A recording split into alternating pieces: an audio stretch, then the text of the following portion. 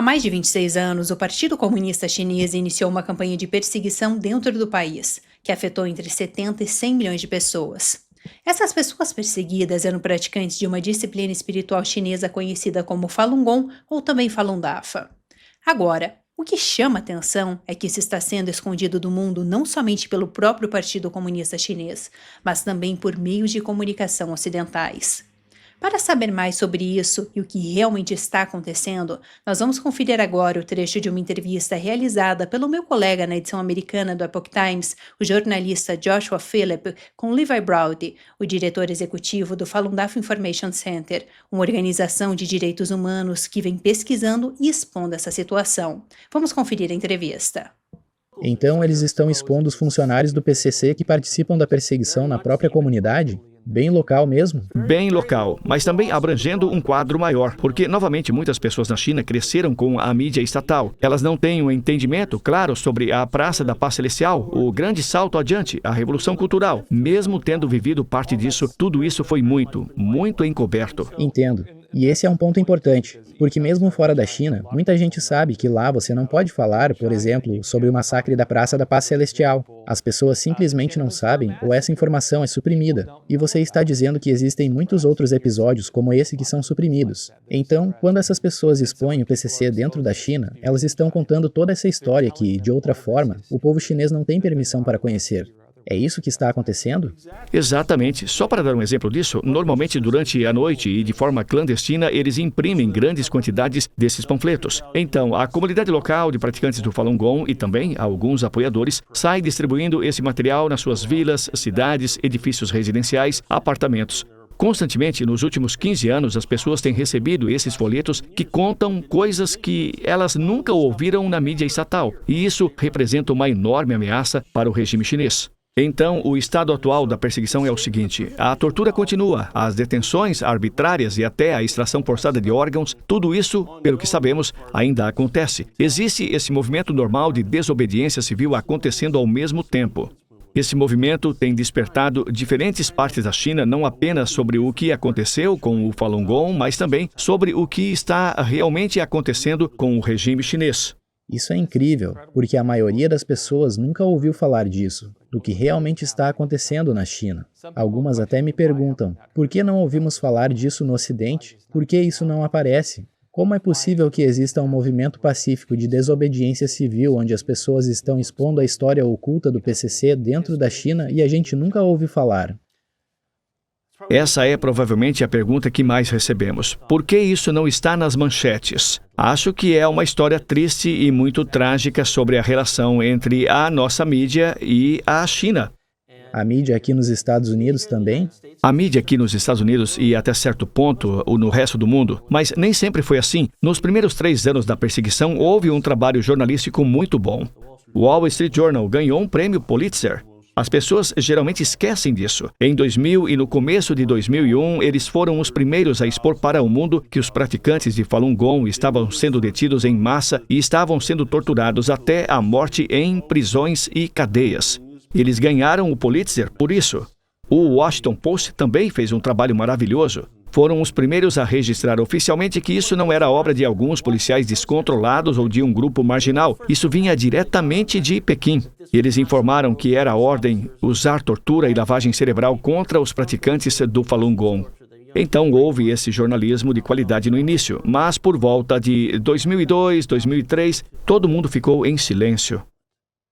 Você quer dizer que muita da mídia no Ocidente simplesmente ficou em silêncio? Completamente em silêncio. Mesmo depois de ganhar Pulitzer e tudo mais? Totalmente em silêncio. Ou seja, eles sabiam a verdade e simplesmente ficaram em silêncio. Ficaram quietos e, além disso, se você observar os dados que eles tinham na época, que você pode ver principalmente nos relatórios anuais das organizações de direitos humanos, ano após ano, as informações continuam lá. Tortura contra praticantes do Falun Gong, detenções arbitrárias de praticantes do Falun Gong e depois começaram a surgir referências à extração forçada de órgãos. Isso está nos relatórios de direitos humanos. Agora, é verdade que é muito difícil reportar sobre esse tipo de coisa na China. Você corre o risco de sua empresa ser expulsa do país, corre risco pessoal se for um jornalista tentando cobrir esses temas proibidos. Mas, no fim das contas, as táticas de Pequim, seja lá quais forem, foram eficazes. E a mídia no Ocidente ficou em silêncio por volta de 2003. O que aconteceu em 2003? Até então, toda a mídia estava noticiando, realmente expondo a situação. E, de repente, deram uma guinada de 180 graus e simplesmente pararam de falar sobre isso. O que aconteceu?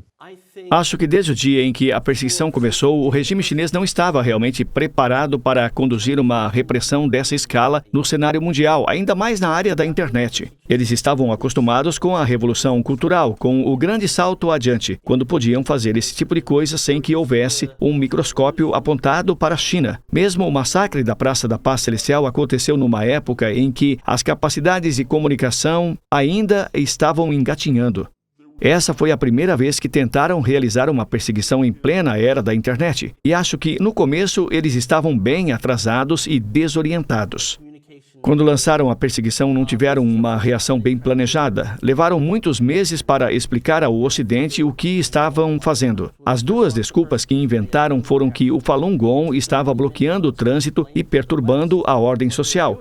Só isso. E com base nisso, prenderam centenas de milhares de pessoas, colocaram-nas em estádios, em campos de trabalho. Eles não tinham nenhuma justificativa convincente para essas ações.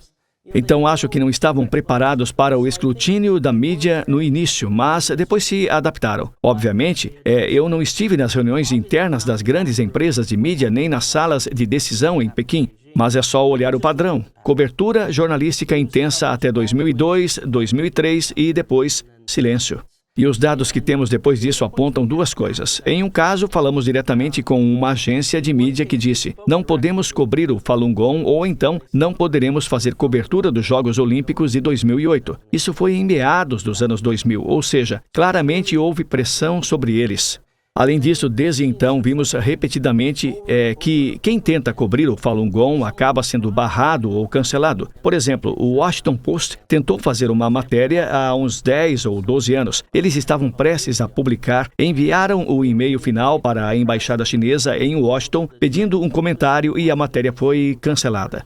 A revista Time também foi retirada das bancas em Hong Kong e outros lugares quando tentou fazer uma reportagem sobre o Falun Gong. Houve muitos casos de reportagens canceladas quando jornalistas tentaram cobrir essa história e simplesmente não conseguiram. E o mais chocante é que agora vemos parte da mídia mudar completamente de lado. Não só eles pararam de falar sobre a extração forçada de órgãos em vítimas vivas, como na época do tribunal no Reino Unido, acho que a maior parte da mídia ignorou o assunto. Algumas cobriram, mas poucas, principalmente no Reino Unido. E o tribunal basicamente comprovou, num julgamento, que o Partido Comunista Chinês realmente mata praticantes do Falun Gong e retira seus órgãos para venda. É algo chocante. Você pensaria que toda a mídia mundial falaria sobre isso, mas só alguns cobriram. Mas, desde então, parece que uma grande parte da mídia foi para o outro lado. Agora, algumas estão até repetindo a propaganda do PCC, tentando justificar a perseguição. Isso é chocante. Se eles simplesmente não falassem mais sobre a perseguição, seria uma coisa, especialmente considerando que, anos atrás, eles próprios reconheceram e ganharam prêmios por reportagens comprovando que isso estava acontecendo. Mas, de repente, mudaram completamente e passaram a simplesmente reproduzir o que parece ser propaganda do PCC contra o Falun Gong. Sim, isso já acontece há uns 7 ou 8 anos. Acho que o New York Times é um exemplo ilustrativo disso. Não são os únicos culpados, mas é o exemplo mais claro. O New York Times teve uma postura problemática em relação ao Falun Gong desde o começo. Logo no início da perseguição, enquanto o Wall Street Journal e o Washington Post faziam reportagens inovadoras, o edital do New York Times estava se reunindo com Jiang Zemin, o líder do PCC. O New York Times? O New York Times. Se encontrando com o líder do PCC, o Jiang Zemin. Jiang Zemin, exatamente. Acho que foi em 2001. Curiosamente, eles publicaram um outro artigo sobre isso uns 3 ou 4 anos atrás, até se gabando do encontro. Mas sim, lá por 2001, enquanto a perseguição estava no auge, o Wall Street Journal tinha acabado de ganhar um prêmio Pulitzer. O Washington Post estava fazendo reportagens inovadoras, o editor do New York Times viajou para Pequim e se reuniu com Jiang Zemin, que hoje sabemos que foi o arquiteto da perseguição contínua ao Falun Gong. O que você acabou de assistir agora foi o trecho da entrevista. A entrevista completa está disponível para assinantes da Epoch TV Brasil, nossa plataforma de streaming. Lá, além deste conteúdo, você encontra também várias outras entrevistas e documentários originais do Epoch Times. Além disso, por tempo limitado, nós estamos com uma promoção especial. Você pode assinar o plano anual da Epoch TV Brasil por metade do preço e, além disso, receber na sua casa o livro Os 9 Comentários sobre o Partido Comunista Chinês, um livro original do Epoch Times, expondo a atuação do Partido Comunista Chinês nas últimas décadas. Eu vou deixar para vocês o link disponível aqui na descrição do vídeo com todos os detalhes. Garanta já o seu acesso.